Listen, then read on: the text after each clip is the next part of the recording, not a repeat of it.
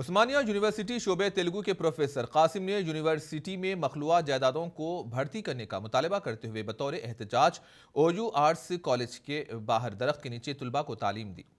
उस्मानिया university के professors और तुलबा तंजीमों ने प्रोफेसर कासिम के इस एहतजाज की हिमायत की। इस मौके पर प्रोफेसर कासिम ने कहा कि तुलबा को मियारी तालीम की फराहमी के लिए मुनासिब इंफ्रास्ट्रक्चर और यूनिवर्सिटी में मखलूआ टीचिंग स्टाफ को भर्ती करने की ज़रूरत है। बजट में यूनिवर्सिटीज़ के लिए 1000 करोड़ रुपये मुख्तस करने का भी मुतालबा किया। इन्होंने इस मामले में हुकूमत की जानिब से वाज़ेह तयक़ुन मिलने तक एहतजाज को जारी रखने का ऐलान किया।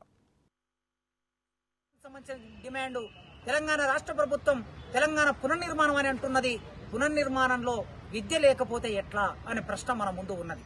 కనుక తెలంగాణ సమాజం పునర్నిర్మాణం జరగాలంటే మొట్టమొదలు విద్య పునర్నిర్మాణం జరగాలి. ఉస్మానియా విశ్వవిద్యాలయం 100 సంవత్సరాలు పూర్తి చేసుకున్న ఇచ్చోట ఇవాళ 360 మంది మాత్రమే రెగ్యులర్ ఫ్యాకల్టీ ఉన్నారు. 1264 మంది ఉండవలసిన చోట 1973-74లో ఆనాటి ఆంధ్రప్రదేశ్ ప్రభుత్వం ఉస్మానియా విశ్వవిద్యాలయానికి 1264 పోస్టులను శాంక్షన్ చేసింది. కానీ ఇవాళ ఆ పోస్టులన్నీ రిటైర్డ్ అవుతూ అందరూ ఖాళీ అయిపోయారు. 360 మాత్రమే ఉన్నారు. కనుక ఈ సింగిల్ డిమాండ్ మీద గత 2 రోజుల నుంచి దీక్ష చేస్తున్నా. నాకు మా ఇక్కడ ఉన్నటువంటి ఉస్మానియా యూనివర్సిటీ టీచర్స్ అసోసియేషన్ సెక్రటరీలు, ప్రెసిడెంట్, వైస్ ప్రెసిడెంట్